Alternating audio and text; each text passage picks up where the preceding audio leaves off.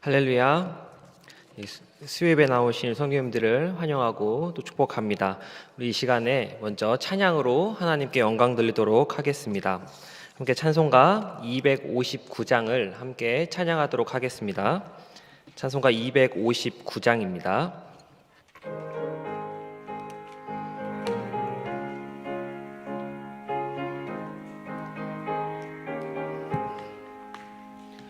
예수 십자가에 흘린 피로써 그대는 씻기어 있는가?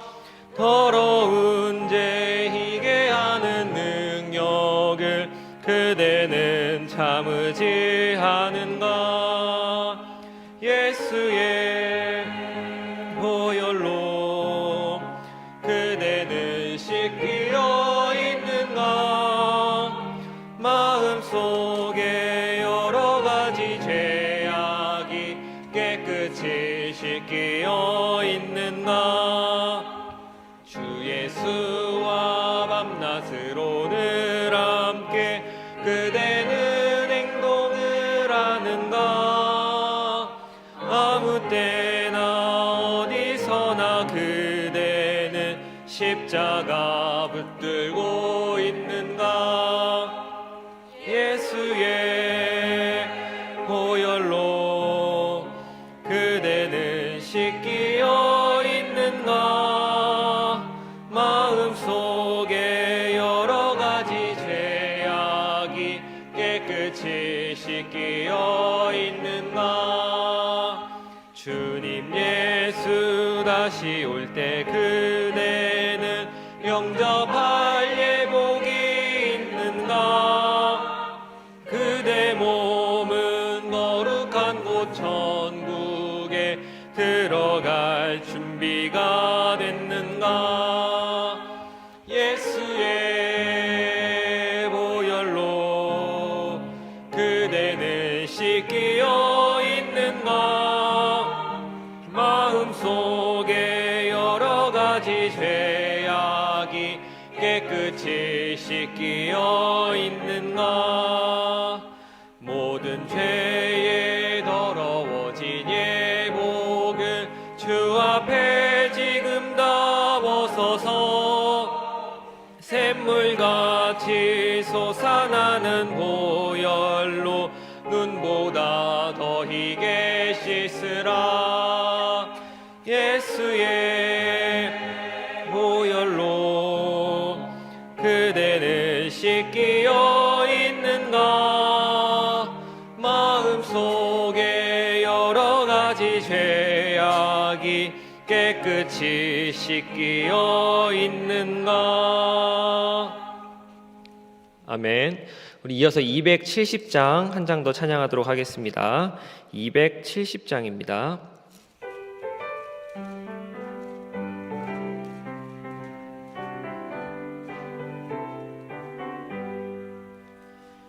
찾는 주님의 사랑과 거룩한 보혈의 공로를 우리 다 찬양을 합시다.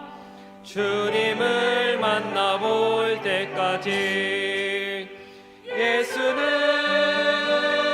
우리를 깨끗게 하시는 주시니 그의 피 우리를 눈보다 더 희게 하셨네. 우리를 깨끗게 한 피는 무궁한 생명의 물일세. 생명의 구원을 받은 자 하나님 찬양을 합시다. 예수는 우리를 깨끗게 하시는 주시니 그의 피 우리를 눈보다 더 희게 하셨네. 주님의 거룩한 보혈을 날마다 입으로 간증해 담대히 싸우며 나가 나아가세. 천국에 들어갈 때까지 예수는 우리를 깨끗게 하시는 주시니 그의 피 우리를 눈보다 더 희게 하셨네. 십자가 단단히 붙잡고 날마다 이기며 나가세. 머리에 면류관 쓰고서 주 앞에 찬양할 때까지 예수는 우리를 깨끗게 하시는 주시니 그의 피 우리를 눈보다 더 희게 하셨네. 다 함께 묵도하심으로 11월 4일 수요 예배를 하나님께 올리도록 하겠습니다.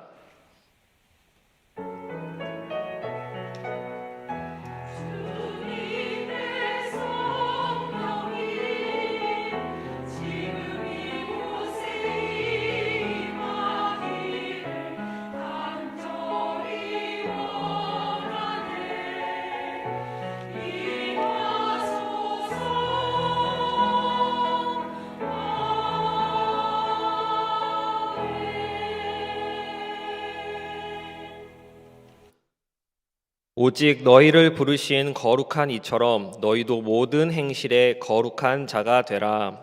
아멘. 거룩하신 하나님, 은혜를 감사드립니다. 이 시간 하나님의 말씀을 사모하는 심령으로 주님 앞에 나아가오니 이 예배를 받아 주옵시고 우리 가운데 충만한 은혜로 덧입혀 주옵소서. 예수 그리스도 이름으로 간절히 기원하옵나이다. 아멘. 찬송가 280장을 부르신 후에 김영애 권사님께서 우리를 대표하여 기도해 주시겠습니다.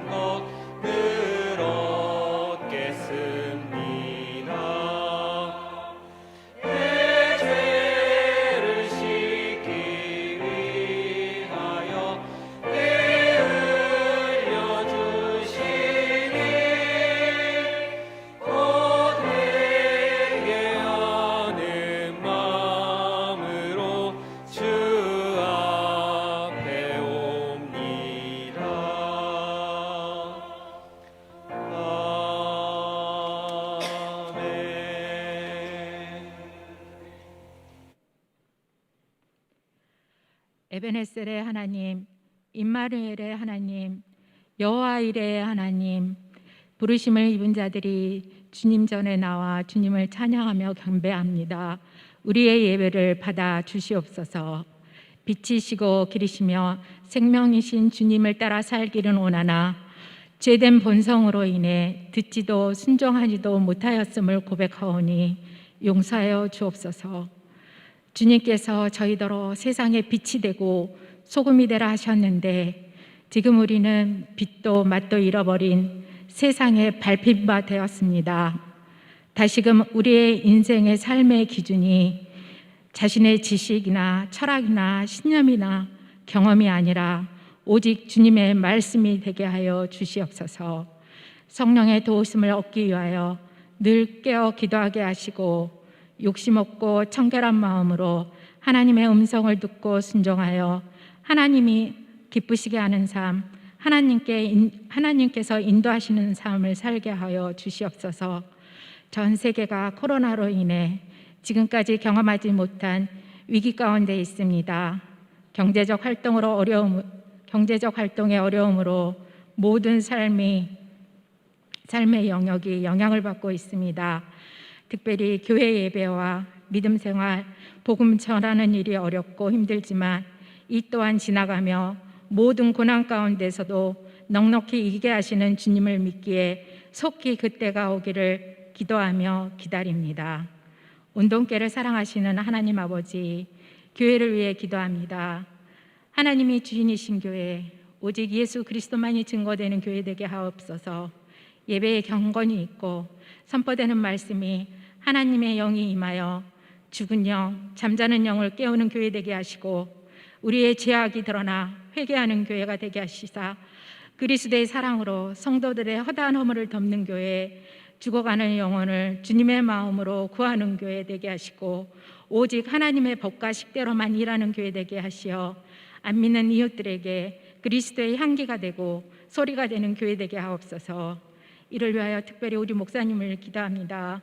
늘 영적 충만함과 말씀 연구에 신령한 복을 주시고 말씀의 깊이가 더하여져서 듣는 이들이 감동 감화받고 순종한 삶 살게 하여 주시옵소서.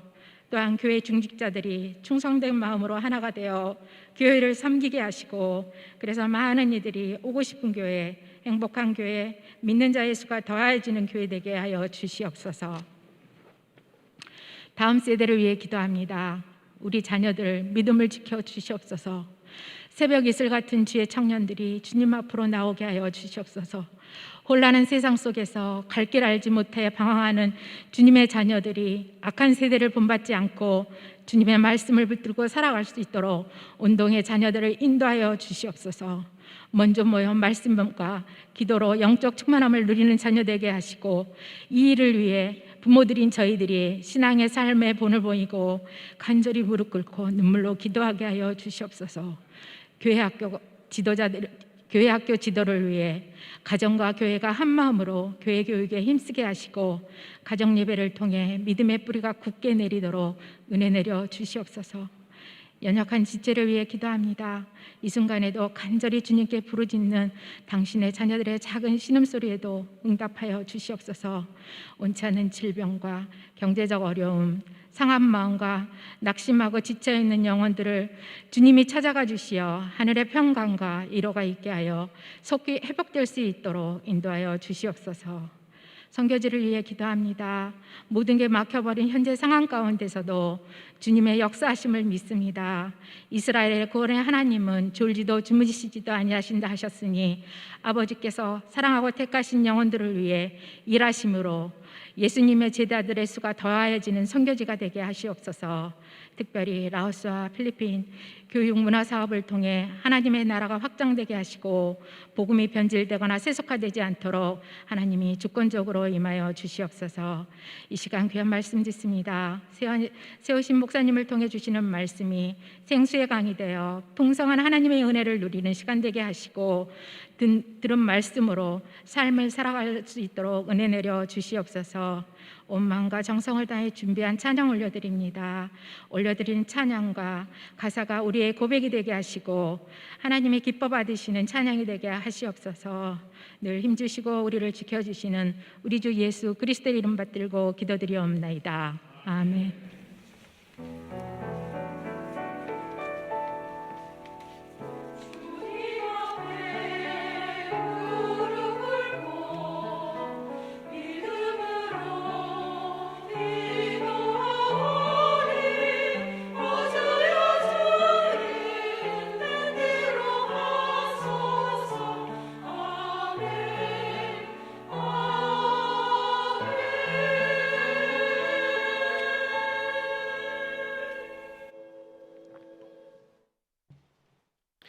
교회 소식을 전해드리도록 하겠습니다.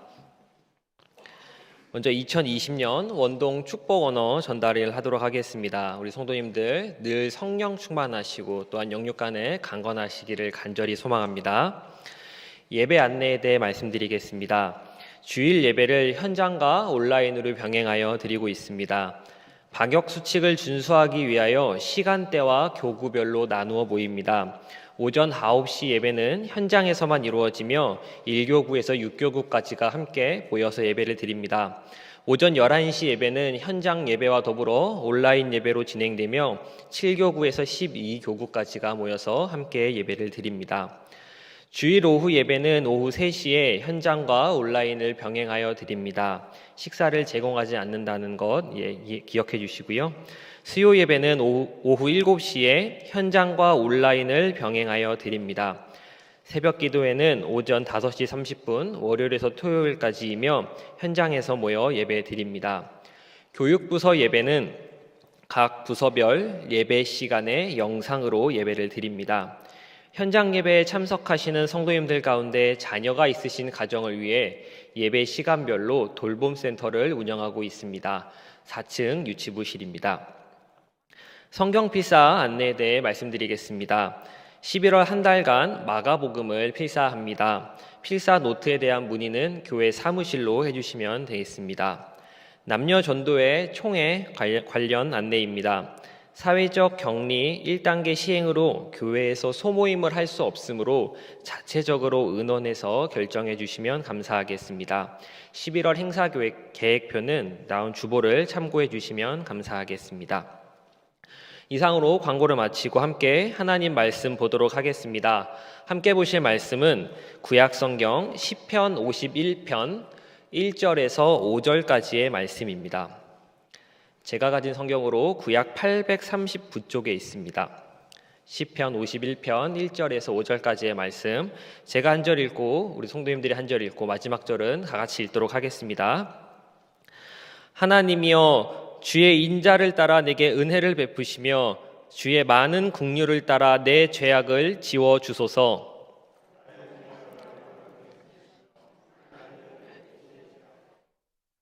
무릇 나는 내 죄가를 아오니 내 죄가 항상 내 앞에 있나이다.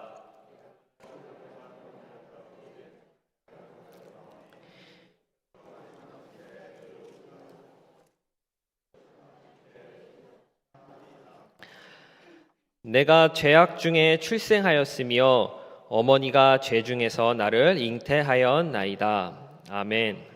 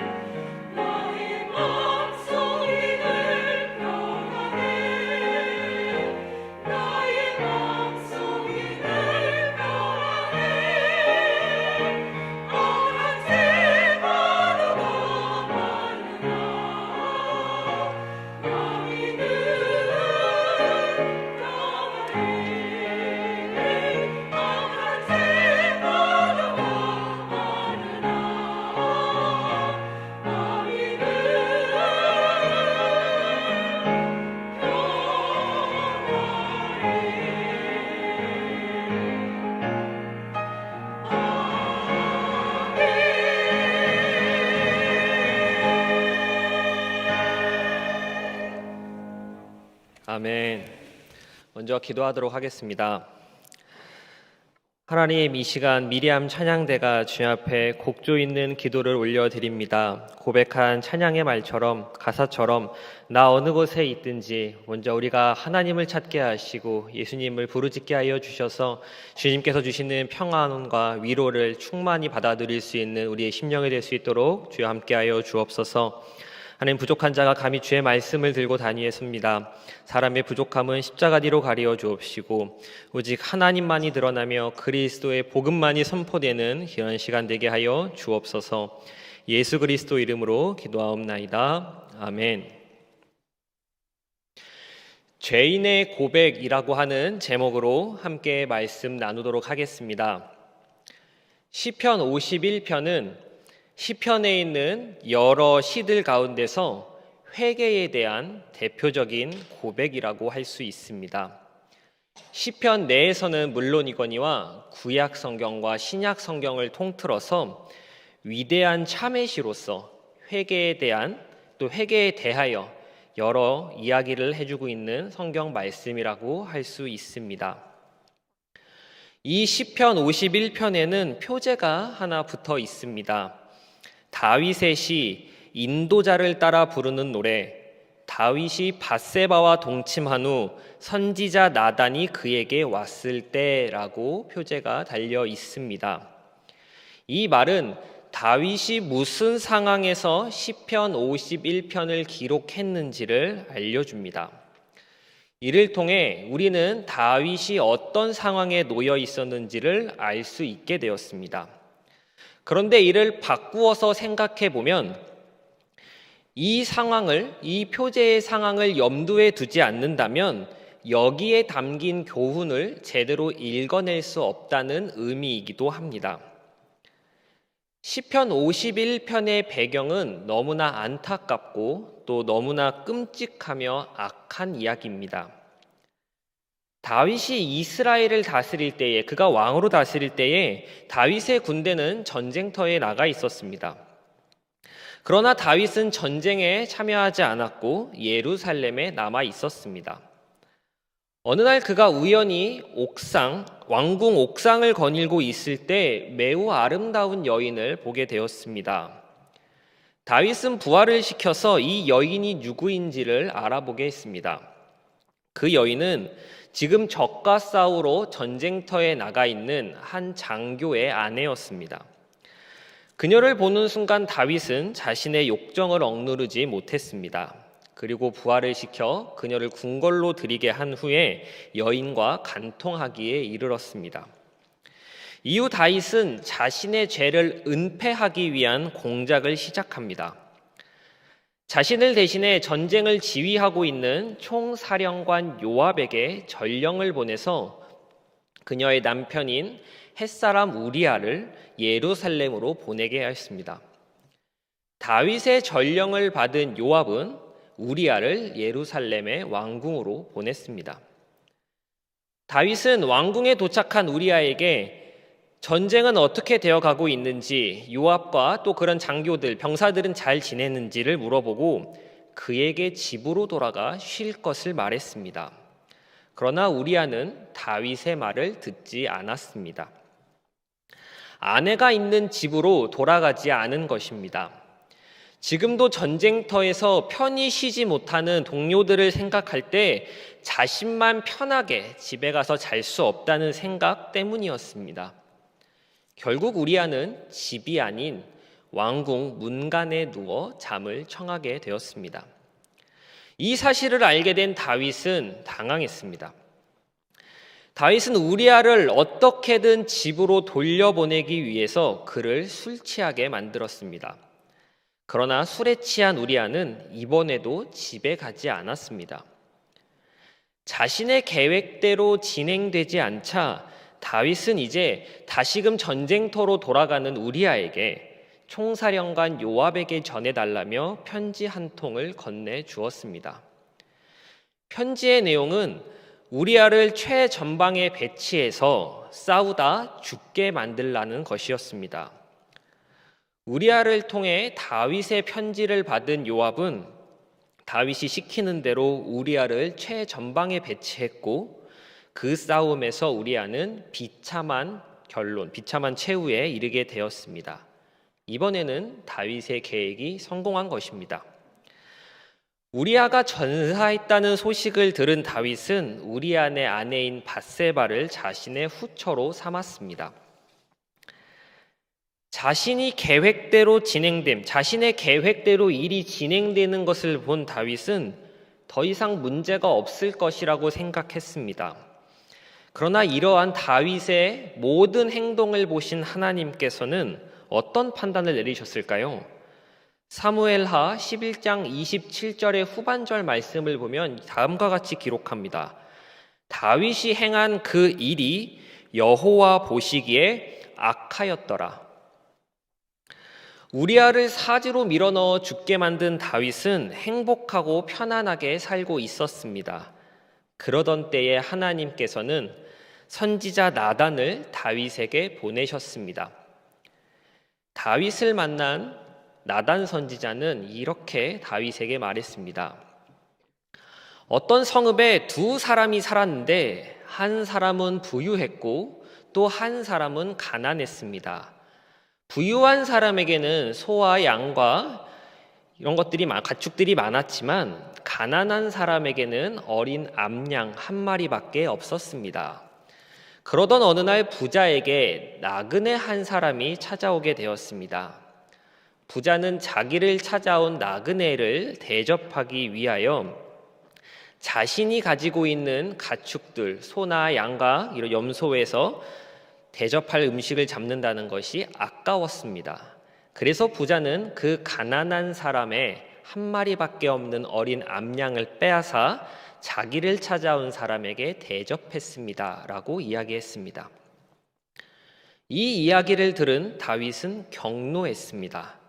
그리고 나단 선지자에게 말합니다. 여호와의 살아계심을 두고 맹세하노니 그 못된 인간은 아주 엄하게 다스려야 한다. 죽을지라라고 이야기했습니다. 그러자 나단 선지자는 다윗에게 이야기합니다. 당신이 바로 그 부자입니다. 나단 선지자는 비유를 통해서 햇사람 우리아에게 다윗이 한 일들, 한 짓들이 바로 비유 속에 나오는 부자가 가난한 자에게 했던 것과 다름없다는 것을 다윗에게 깨닫게 하였습니다. 아무도 모를 것이라고 생각했던 다윗은 정신이 번쩍 들었습니다. 그리고 부끄러움과 두려움으로 어찌할 줄 몰라 했습니다. 이런 상황에서 그가 회개하며 기록한 것이 시편 51편입니다. 이번에 제가 말씀을 준비하고 또 묵상하면서 이 사무엘하 말씀과 시편 51편을 보면서 깨닫게 된 것이 두 가지가 있었습니다. 첫째는 다윗이 정말 악했다라고 하는 것이었습니다. 다윗이 밧세바를 범한 이야기는 우리도 다들 잘 알고 있는 이야기입니다. 밧세바를 범하고 그의 남편이자 또 충직한 신하였던 우리아를 살인 교사하여 죽음에 이르게 한 것 우리는 잘 알고 있습니다. 그런데 제가 새롭게 바라보게 된 것은 사무엘하 11장 4절과 5절 사이에 있는 시간적인 간격이었습니다. 4절에서 다윗은 밧세바와 동침하고 그녀가 집으로 돌아가는 내용이 나옵니다. 그리고 5절에서 밧세바는 자신이 임신했다는 것을 다윗에게 알리는 내용입니다. 그저 글로써 읽을 때는 4절 다음에 5절을 읽기 때문에 그냥 쭉 읽어 내려갈 수 있지만 그 내용의 의미를 생각해 본다면 4절과 5절 사이에는 꽤나 시간이 많이 지났다라고 하는 것을 알 수 있습니다. 동침을 했다고 해서 바로 다음 날 자신이 임신했다는 것을 알 수 없었기 때문입니다. 그 시절에 자신이 임신했다는 것을 알았다는 것은 밧세바 자신의 몸에 무언가 확실한 변화가 생겼다는 것을 의미합니다. 그리고 왕에게 이 임신 여부 사실을 알릴 때는 그만큼 임신이 명확했다라고 한 것입니다. 종합하자면 다윗은 죄를 짓고 난 후 최소 한두 달은 아무런 죄의식이나 죄책감 없는 상태로 있었다라고 할 수 있는 것입니다. 자신이 지은 죄에 대한 조금도 생각하지 않고 있다가 밧세바가 임신했다는 소식을 듣고 나서야 요압에게 기별을 보내는 등의 은폐 공작을 시작했다라고 하는 점이었습니다. 시간상으로 계산해 볼 때 다윗이 밧세바를 범한 후에 임신 소식을 듣고 요압에게 기별을 넣어 우리아를 부르고 우리아와 적어도 이틀 밤 이상을 보내고 다시 우리아를 돌려보내고 요압이 우리아를 최전방에 배치하여 전쟁터에서 죽게 만들고 그 소식을 다시 다윗이 듣고 이에 밧세바를 후처로 삼고 이후 잘 지내다가 나단 선지자가 찾아오기 전까지 이 사이에 많은 시간들이 있었지만 다윗은 그 시간들 가운데 단 한 번도 회개하는 모습을 보이지 않고 있다는 사실입니다. 이는 그가 죄에 무뎌졌고 그만큼 악해졌다는 것을 반증하는 것입니다. 이어서 둘째로 하나님께서는 시간이 지나더라도 반드시 그 죄값을 물으신다는 것입니다. 다윗은 자신이 저지른 일들을 잊어버리려고 했을 겁니다. 벌써 시간이 많이 흘렀고 아무도 기억하는 이 없기에 스스로가 완전 범죄라고 생각했을지도 모릅니다. 그러나 하나님께서는 이를 기억하시고 나단 선지자에게 다윗을 보내어 그 죄를 지적하게 하셨습니다. 세상법에는 죄에 대한 공소시효라는 것이 존재하지만 하나님께는 공소시효라는 것이 존재하지 않습니다. 시간이 아무리 흘러도 하나님께서는 그 죄를 반드시 물을 때가 온다는 것을 다시금 깨달을 수 있었습니다. 이렇듯 죄를 지었던 다윗, 정말 악했던 다윗이 하나님의 지적에 놀라 엎드려졌습니다. 그리고 시편 51편을 기록했습니다. 제가 앞에서 말씀드린 것과 같이 시편 51편은 위대한 참회시라고 불리는 시편입니다. 이 말씀은 우리에게 회개가 무엇인지 회개에 대하여 많은 부분을 알려주고 있습니다. 회개라는 것은 정말 중요합니다. 성경에 나타난 여러 인물들의 이야기에는 이 회개라고 하는 요소가 빠지지 않고 등장합니다. 진정으로 회심한 사람들, 하나님께로 돌아온 사람들은 누구나 회개했습니다. 회개 없는 구원은 없습니다. 회개하지 않고서 그리스도인이 된다는 것은 불가능한 일입니다. 세례 요한은 사역을 시작하면서 선포했던 첫 메시지가 회개하라는 것이었습니다. 이 땅에 오신 하나님 예수님께서도 회개를 말씀하셨고 회개를 선포하셨고 오순절 날에 베드로가 설교할 때에 그의 설교를 듣던 사람들이 이제 그러면 우리가 어떻게 해야 하겠냐, 어떻게 하면 좋겠냐라고 물어볼 때에 회개하라고 이야기했었습니다. 사도 바울도 마찬가지로 전도 여행을 하면서 많은 도시의 사람들에게 회개할 것과 또 예수 그리스도를 영접할 것을 촉구했습니다. 이처럼 회개는 필수적인 부분입니다. 그럼 성도 여러분, 회개라는 것이 대체 무엇일까요? 표면적인 말로서는 돌아서서 고친다라는 것이 회개입니다만 그것이 내포하고 또 가지고 있는 의미에 대해서는 많은 대답을 할 수 있을 겁니다. 오늘 저는 이 회개의 가장 기본적인 부분에 대해서 함께 나누려고 합니다. 가장 기본적인 부분에서의 회개는 죄를 자각하고 고백하는 것입니다. 대개 사람들은 죄에 관한 성경의 가르침을 기피하는 경향이 있습니다. 그래서 복음에 들어있는 내용들을 어렵다고 생각합니다. 하나님의 아들이 이 땅에 오셨다라고 하는 성육신이나 예수님께서 행하셨던 여러 기적들, 또한 구속, 칭의, 성화와 같은 용어들을 달갑지 않게 여깁니다. 그리고 과연 이런 것들이 필요한지 의문을 갖습니다. 이렇게 따지는 이유는 죄에 대해서 또 자신이 죄인이라고 하는 것에 대해서 잘 모르기 때문입니다. 그러나 성경은 곳곳에서 이 죄의 문제를 끈질기게 지적합니다. 온갖 문제의 원인은 죄라고 이야기하죠. 그리고 성경은 이러한 인간의 유일한 소망이 복음과 하나님의 은혜에 달려 있다라고 분명히 말합니다. 인간이 자신을 죄인이라고 인식하지 않는 한 복음은 그들과 아무런 상관이 없습니다. 다시 말해서 복음은 인간으로 하여금 자신이 죄인임을 깨닫게 하는 그러한 이유로 기록된 것이라고 할 수 있습니다. 성경은 회개하지 않은 인간과는 아무런 관련이 없습니다.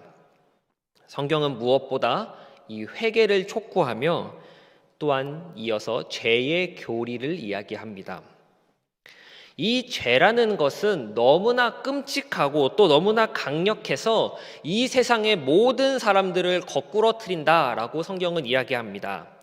다윗 왕과 같이 훌륭한 사람이라고 할지라도, 하나님과 교제하던 사람이라 할지라도 단 한순간의 틈만 있다면 걸려 넘어지게 만든다는 사실을 우리는 성경을 통해 볼 수 있습니다.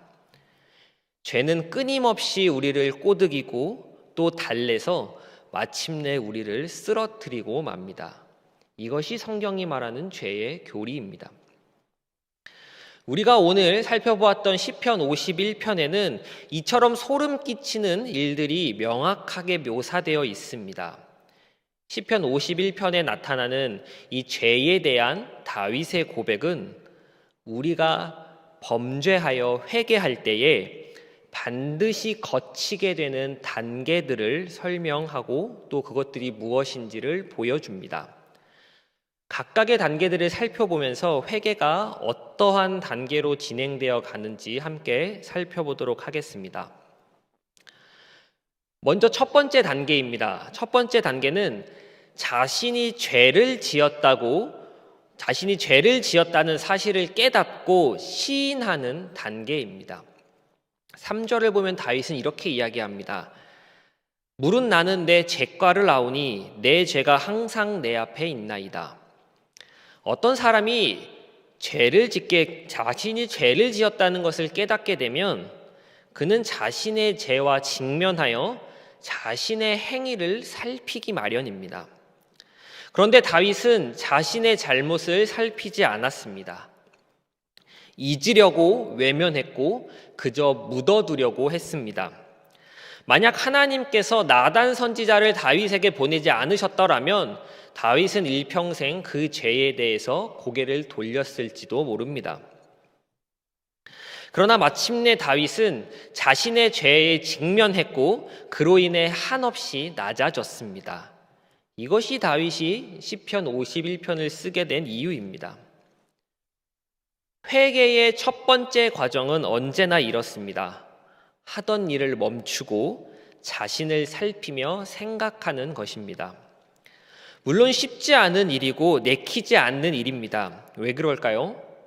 사람들은 자신의 잘못을 드러내는 이 복음을 싫어하기 때문입니다. 하지만 구원에 대해서 알고자 한다면 회개는 선택이 아닌 필수입니다. 다윗은 온갖 죄를 저질렀지만 멈추지 않았습니다. 어떻게 그가 멈추지 않을 수 있었을까요?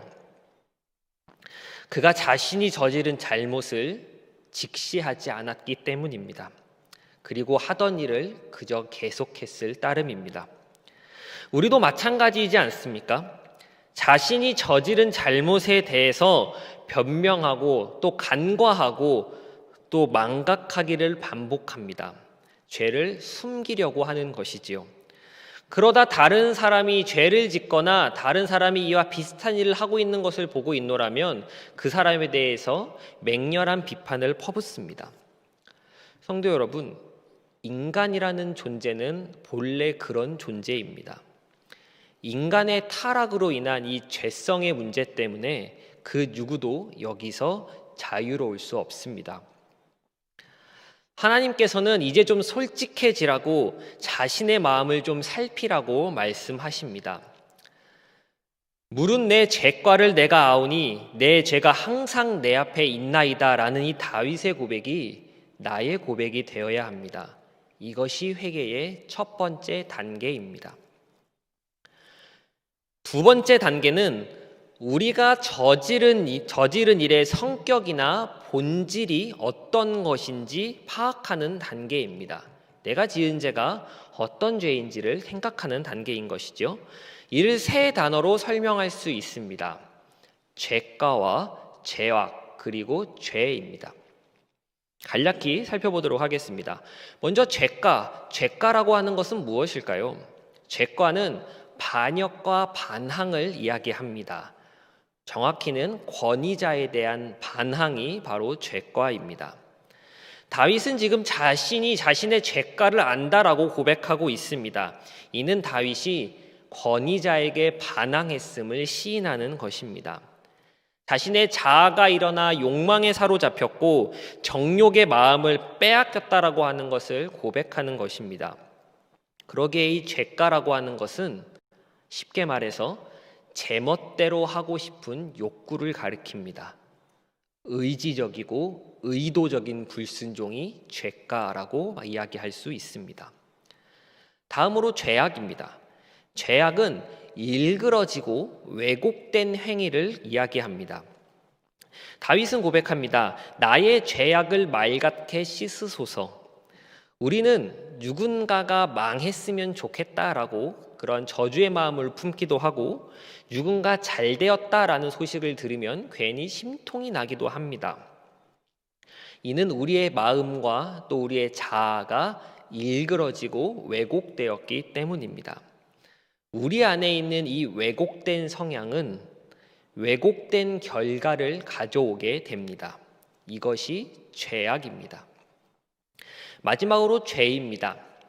이 죄는 관역을 빗나가는 것이라고 표현하고 또 설명합니다. 좋은 표현이고 또 맞는 표현입니다. 그렇다면 관역을 빗나간다라는 것은 무슨 뜻일까요? 우리가 살아가야 하는 삶대로 살아가지 못하고 잘못된 삶을 살아가고 있다는 것입니다. 관역을 조준하고 화살을 당기지만 맞추지 못합니다. 목표를 향해 나아가고는 있지만 끊임없이 방황하고 있는 것, 잘못된 삶을 살고 있는 것, 이것이 바로 죄입니다. 죄가와 죄악과 또 이 죄가 근본적으로 가지는 이 공통적인 의미는 어그러졌다라고 하는 것입니다. 나의 삶과 나의 행동이 하나님 앞에서 어그러지고 왜곡되었음을 파악하고 인정하는 것이 두 번째 단계입니다. 세 번째 단계에 이르면 인간은 자신의 삶과 행동이 하나님의 앞에서, 하나님의 목전에서 그분의 뜻을 거스르고 있다는 사실을 깨닫게 됩니다. 다윗은 주의 목전에 악을 행하였사오니 라고 이야기합니다. 자신이 저지른 이 일들이, 이 악한 행동들이 여러 사람에게 영향을 미치는 것으로 끝나는 것이 아니라 본질적으로 하나님께 대한 범죄임을 시인하고 고백하는 것입니다. 여기서 양심의 가책과 회개의 차이가 드러납니다. 양심의 가책은 누구나 느낄 수 있습니다. 사람들은 자신이 잘못했다는 것을 깨달을 수 있습니다. 그러나 이 잘못이 하나님께 대한 범죄임을 깨닫지 못한다면 그는 회개했다라고 말하지 없습니다. 우리의 지은 죄가 본질적으로 하나님 앞에서 범죄, 하나님에 대한 범죄라고 하는 것은 하나님께서 우리에게 선을 베푸시고 사랑을 베푸셨음에도 불구하고 우리가 하나님께서 세우신 규칙과 규례와 또 이런 계획들을 파괴하고 있기 때문입니다. 나의 범죄함으로 인하여 하나님께서 우리에게 주신 자비와 사랑을 저버렸다는 사실을 깨닫고 엎드려지는 것이 이 세 번째 단계입니다. 네 번째 단계에 이르면 자신이 어떤 변명이나 구실도 내세울 수 없음을 깨닫게 됩니다. 다윗은 고백합니다. 주께서 말씀하실 때에 의로우시다 하고 주께서 심판하실 때에 순전하리다 하리이다. 이게 무슨 말입니까? 입이 10개라도 나는 하나님께 할 말이 없다는 이야기입니다. 다윗은 지금 핑계나 변명을 하지 않고 자신의 잘못을 하나님께 아뢰입니다. 제가 무슨 낯짝으로 하나님께 얼굴을 들겠습니까? 하나님 잘못했습니다. 다윗이 큰 죄를 지었음에도 불구하고 하나님께서 그를 용서하시고 다시금 다윗과의 관계를 회복시키시고 이어가시는 까닭은 그가 완전히 엎드려졌기 때문입니다. 이러한 다윗의 고백이야말로 회개와 또 죄의 자각에 있어 근본적이고 본질적인 부분이라고 이야기할 수 있습니다. 사람들은 대개 자신의 죄가 발각되었을 때 반성하기보다는 합리화하고 이를 정당화하려는 속성이 있습니다. 그러나 다윗은 나단 선지자가 비유를 통하여 자신의 잘못을 지적할 때에, 자신의 죄를 지적할 때에 아무런 변명도 하지 않았습니다. 여기에 나를 한번 대입해 보시면 어떠시겠습니까? 제가 여기서 이 자리에서 어떤 예화를 들어서 여러분들의 삶이 어그러졌다고, 이러한 죄를 짓고 계시다고 지적한다면 어떻게 받아들이시겠습니까? 기꺼이 그 지적을 받아들이시고 회개하시겠습니까? 아니면 저거 지금 나 들으라고 하는 소리라고, 표적 설교라고 마음 상해하시겠습니까? 만약 자신을 정당화하기에 급급하다면 안타까운 말이지만 여러분은 회개한 것이 아닙니다. 어떻게든 합리화하려고 하고 내가 옳다고 하고 내가 맞다라고, 내가 완전히 잘못한 것은 아니라고 우긴다면 그 사람은 회개했다라고 말할 수 없습니다. 진정한 회개는 다윗처럼 고백하는 것입니다. 제가 입이 10개라도 감히 드릴 말씀이 없습니다. 제게는 그렇게 할 권리가 없는데도 불구하고 저는 의지적으로 하나님께 죄를 지었습니다. 하나님, 제 잘못을 깨닫고 시인합니다. 그리고 고백합니다. 주께서 말씀하실 때에 의로우시다 하고 주께서 심판하실 때에 순전하리다 하리이다. 하나님께서 여러분들을 책망하실 때에 좀 심하다는 생각이 드십니까? 하나님께서 여러분을 지옥에 보낸다고 한다면 너무나 가혹한 처사라고 느껴지십니까? 그렇다면 아직 회개한 것이 아닙니다. 회개는 완전히 엎드리는 것입니다. 완전입니다. 어떠한 판결을 내리시던, 그가 어떠한 방법을 가지고 어떠한 판단을 내리시던 간에 그저 나는 잘못했고 하나님의 긍휼하심만 바라보는 것입니다. 이것이 진정한 회개입니다. 마지막 5번째 단계입니다. 5번째 단계는 자신의 본성이 날 때부터 악한 것임을 깨닫고 인식하는 단계입니다. 다윗은 5절에서 이렇게 이야기합니다. 내가 죄악 중에서 출생하였으며 어머니가 죄 중에서 나를 잉태하였나이다. 지금까지 살펴본 단계들을 기억하시겠습니까? 첫 번째로 하던 일을 멈추고 자신을 살피는 단계였습니다. 그리고 두 번째로 자신의 죄악된 이 행동이 잘못됨을 인식하고 또 시인하는 단계입니다. 세 번째로 이 죄가 하나님 앞에서 지은 죄임을 깨닫는 단계이고, 다음 네 번째 단계로 이 죄에 대해서 나는 변명할 것이 아무것도 없다라고 하는 것이 네 번째 단계였습니다. 여기까지 이르고 나서 스스로에게 묻습니다. 내가 어디서부터 잘못된 것이지? 내가 어쩌다 그런 죄를 짓게 되었을까? 그리고 깨닫습니다. 부패한 것은 나구나. 내가 악한 사람이구나. 내가 죄를 짓는 것이 문제가 아니라 나라는 인간 자체가 문제구나. 내가 악한 일을 하고 싶어 하고 또 좋아하는구나. 바울도 로마서 7장 18절과 24절에서 고백하지 않습니까? 18절에 내 속 곧 내 육신에 선한 것이 거하지 아니하는 줄을 아노니 원함은 내게 있으나 선을 행하는 것은 없노라. 또 24절에 오호라 나는 공고한 사람이로다. 이 사망의 몸에서 누가 나를 건져내랴. 이것이 우리의 본성입니다. 태어나는 순간부터 악으로 기울어져 있고 우리의 자아와 마음은 이미 일그러져 있고 왜곡되어 있습니다. 그래서 우리는 이미 죄인입니다.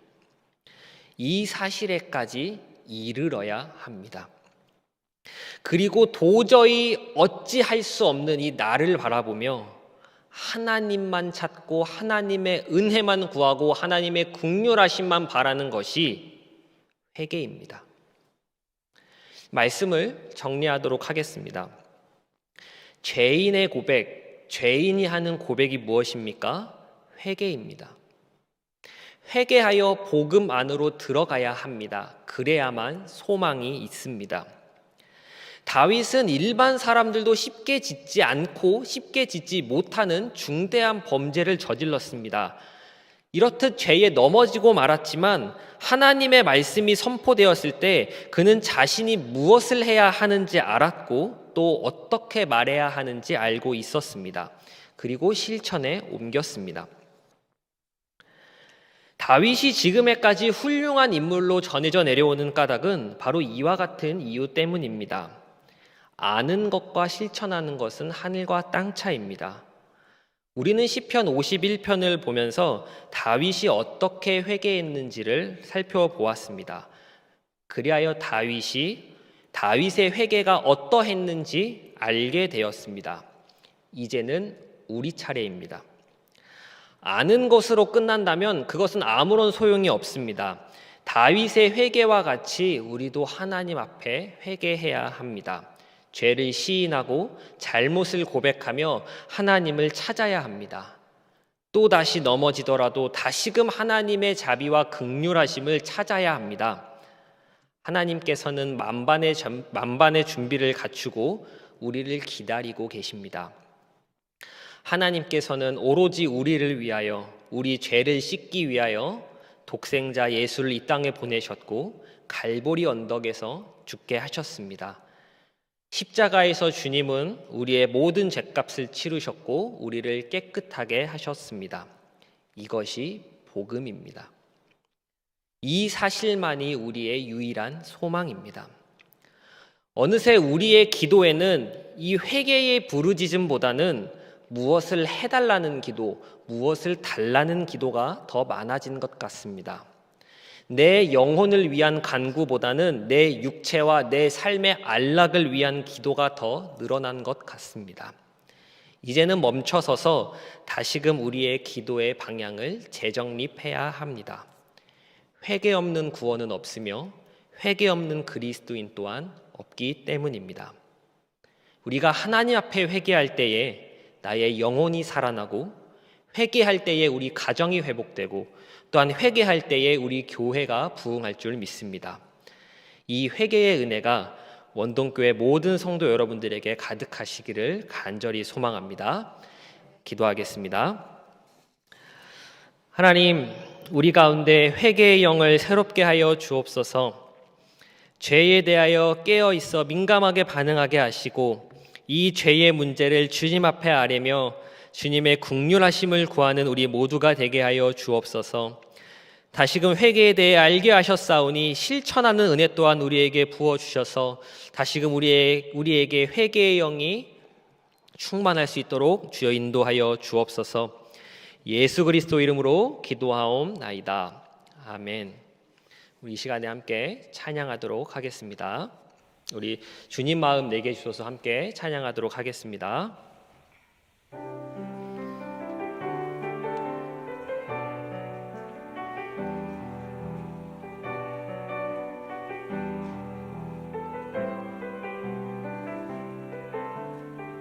보소서 주님, 보소서 주님 내 마음을 선한 것 하나 없습니다.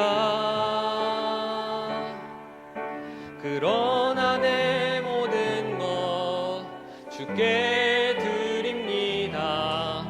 사랑으로 안으시고 날 새롭게 하소서. 주님 마음 내게 주소서. 주님 마음 내게 주소서. 내 아버지 주님 마음 내게 주소서. 나를 향하신 주님의 뜻이 이루어지도록 주님 마음 내게 주소서. 처음부터 다시 찬양하도록 하겠습니다. 보소서 주님 나의 마음을 선한 것 하나 없습니다. 그러나 내 모든 것 주께 드립니다. 사랑으로 안으시고 날 새롭게 하소서. 주님 마음 내게 주소서. 내게 주소서. 내 아버지 주님 마음 내게 주소서. 나를 향하신 주님의 뜻이 이루어지도록 주님 마음 내게 주소서. 주님 마음 내게 주소서. 주님 마음 내게 주소서. 내 아버지 주님 마음 내게 주소서. 나를 향하신 주님의 뜻이 이루어지도록 주님 마음 내게 주소서. 낮엔 해처럼 밤엔 날처럼 그렇게 살 순 없을까? 욕심도 없이 어두운 세상 비추어 온전히 남을 위해 살듯이 나의 일생에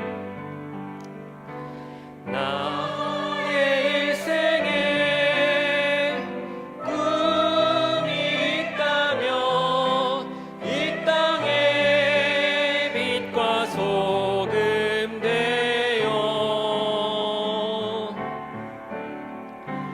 가난한 영혼 지친 영혼을 주님께 인도하고픈데 나의 욕심이 나의 못난 자가 언제나 거다람짐되어 나를 짓눌러 맘을 본곡해 하니 예수여 나를 도와주소서. 예수님처럼 바울처럼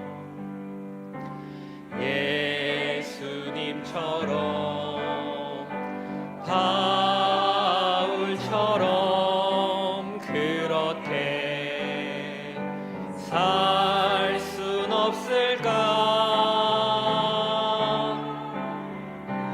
남을 위하여 당신들의 온몸을 온전히 켰던 것처럼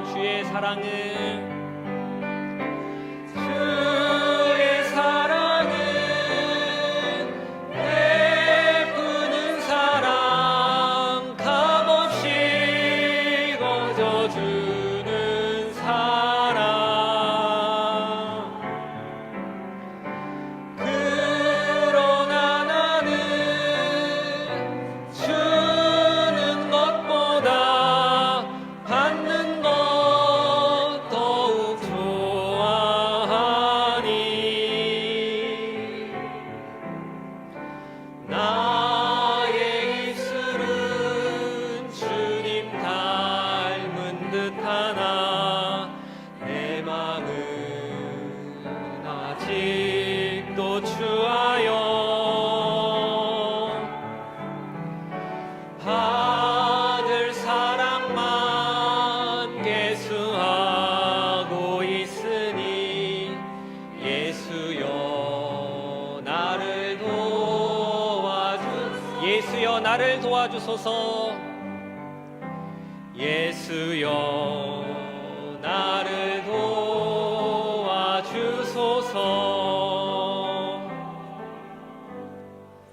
우리 이 시간에 함께 합심으로 기도하겠으면 좋겠습니다. 먼저 첫 번째로 우리 들은 말씀을 놓고 기도했으면 좋겠습니다. 하나님, 다시금 나의 마음 가운데, 나의 심령 가운데 회개의 영을 부어주셔서 내가 다시 한번 주님 앞에 완전히 엎드려질 수 있도록 도와주옵소서. 기도해 주시고, 또 우리 원동교회와 또 교회에 속한 각 가정들을 위해 기도해 주시고, 또 이 나라와 또 선교지에 있는 이 선교사님들과 또 선교의 상장을 위하여 함께 기도해 주시면 좋겠습니다. 우리 함께 한 목소리로 기도하도록 하겠습니다. 하나님 아버지, 감사합니다. 하나님, 이 시간 우리가 주님 앞에 엎드려지며 나아가기를 간절히 소망합니다. 하나님, 여전히 우리는 받을 사랑만 계수하고 있는 우리의 모습을 돌아봅니다. 나의 욕심이, 나의 못난 자아가 언제나 커다란 짐이 되는 것을 우리가 다시 한번 고백합니다. 하나님, 나를 도와주옵소서. 예수여 나를 도와주옵소서. 주님 앞에 간구하며 엎드려지는 이 시간 우리의 모든 성도님 될 수 있도록, 또한 내가 될 수 있도록 하나님 은혜를 더하여 주옵소서. 하나님, 정말 우리가 죄인으로서 살고 있지만 어느새 우리는 내가 죄인이라는 사실을 잊어버리고 하나님 앞에서 너무나 당당하게 또 너무나 마음껏 죄를 짓고 살고 있지는 않은지요. 하나님, 내가 죄를 짓는 것을 알고 있음에도 불구하고 이 죄에 대하여 무뎌져 있고 정말 죄를 생각하지 않고 이 죄를 짓는 것에 있어 멈춰 있지 않은 우리의 모습들을 돌아봅니다. 예수여 나를 도와주옵소서. 예수여 나를 도와주옵소서. 예수여 나를 도와주옵소서. 하나님, 우리가 온전히 하나님의 얼굴만 찾습니다. 우리가 온전히 하나님의 긍휼하심과 우리가 온전히 하나님의 자비하심만을 구합니다. 하나님, 이 시간 우리의 마음 가운데 회개의 영을 새롭게 하여 주셔서 다시 한번 우리의 마음 가운데 정결하게 되는 역사가 일어날 수 있도록 주여 함께하여 주옵소서. 우리의 심령이 언제나 주를 향해 있게 하시고 언제나 주를 찾게 하시고 주의 앞에 엎드려지게 하여 주셔서 날마다 주님과 동행하며 날마다 주님과 함께 살아가는 그런 우리의 인생이 될 수 있도록 하나님 함께하여 주옵소서. 하나님, 우리의 연약한 마음을 붙드시고 우리의 연약한 육체를 붙잡아 주셔서 정말 우리가 하나님께 향하여 달려나아갈 수 있는 우리의 신앙이 될 수 있도록 인도하여 주옵소서. 하나님, 나는 아무런 힘이 없습니다. 하나님, 나는 아무런 능력이 없습니다.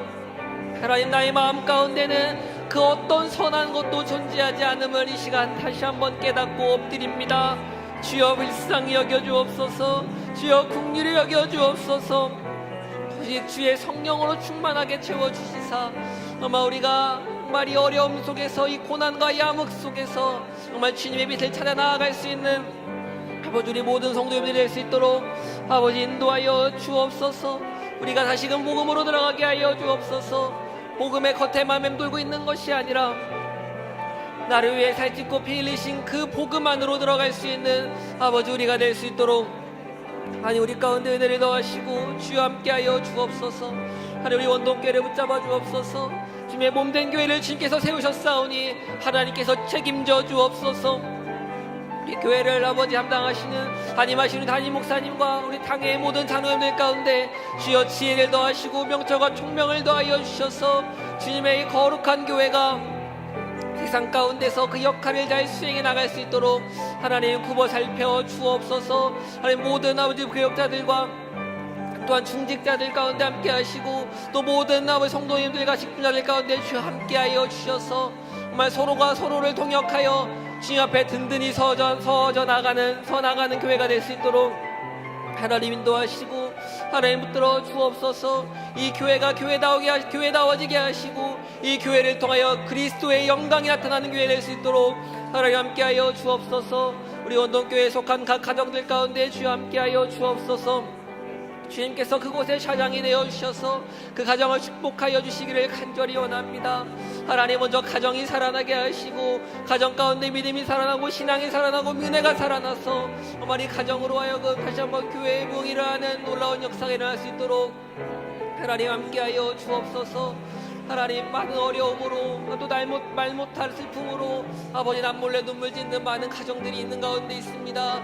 우리의 머리털까지 되신 하나님께서 우리의 마음을 아시고 우리 영의 간구를 아시오니 주여 응답하여 주옵시오고 주여 그 소원을 주님께서 들어주셔서 정말 우리가 주님 앞에 기도하며 나아갈 때에 정말 그 마음이 평안하여지고 담대하여진 역사가 우리 가운데 있을 수 있도록 하나님 함께하여 주옵소서. 하나님, 선교제를 놓고 기도합니다. 하나님, 이 코로나 상황으로 인하여 많은 선교사님들이 또 귀국하신 가운데 있고 많은 선교의 사역들이 아버지 중지된 가운데 있습니다.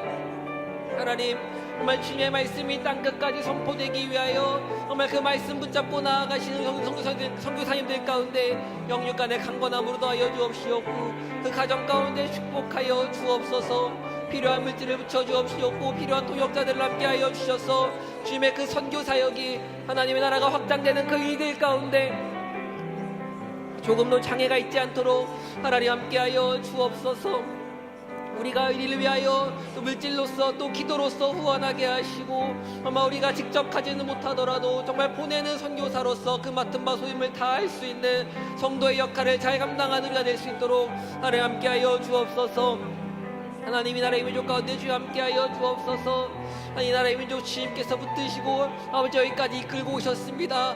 하나님, 우리 가운데 다시 한번 주를 향하며 힘있게 하시고 하나님, 이 나라 가운데 다시 한번 주를 향한 회개의 역사가 일어날 수 있게 하여 주셔서 정말 주님께서 우리에게 과거에 보여줬던 그 넘치도록 충만했던 그 은혜가 다시금 우리의 시대 가운데 임할 수 있도록 아버지 함께하여 주옵소서. 나라를 아버지 이끌고 나가는 대통령을 비롯한 아버지 모든 국회의원들과 또 위정자들의 주님께서 붙잡아 주옵소서.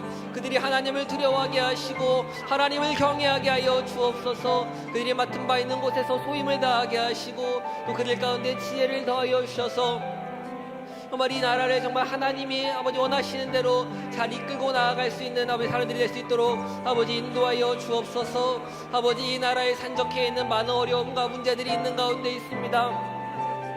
하나님, 사람의 힘으로는 해결할 수 없어 보이고 아버지 너무나 거대한 문제들이 있는 가운데 있습니다. 하나님, 그 부분마다 모든 것이 하나님의 주권 가운데 있음을 고백합니다. 하나님, 주님께서 붙들어 주옵시옵고 주님께서 선하게 역사하여 주셔서 우리나라를 통하여 많은 곳에 복음이 전해지게 하시고 우리나라를 통하여 많은 곳에 하나님이 알려지고 예수 그리스도가 알려지며 교회가 세워질 수 있도록 아버지 함께하여 주옵소서.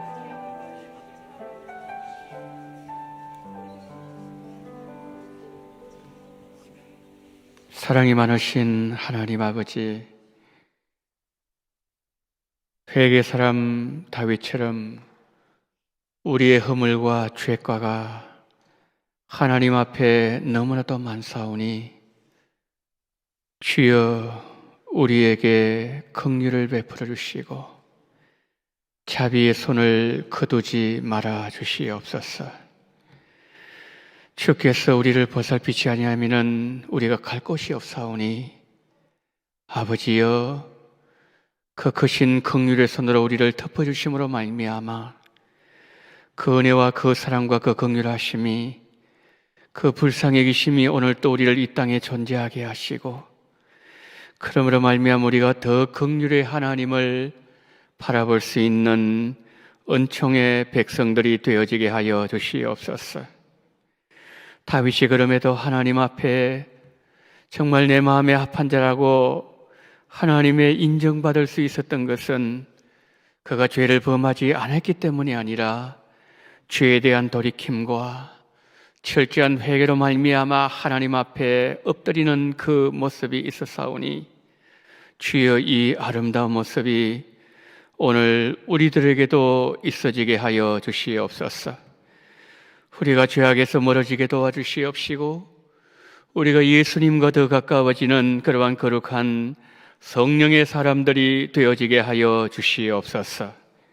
지금은 원동교회의 머리가 되시는 우리 구주 예수 그리스도의 은혜와 아버지 하나님의 극진하신 사랑하심과 성령님의 감동, 감화, 위로, 교통, 충만하신 은총이 다윗처럼 늘 우리의 죄가를 바라보면서 우리의 죄와 우리 허물을 긍휼히 계시는 주님의 그 긍휼하심을 의지하여 그 앞에 나가 무릎을 꿇고 자비의 주님을 바라봄으로 말미암아 오늘 또 우리가 죄에서 씻음받기를 간절히 다짐하며 믿음을 고개 숙인 우리 원동의 모든 성도님들의 머리 위에, 그리고 이 나라의 민족 위에 지금부터 영원토록 함께 있을지어다. 아멘.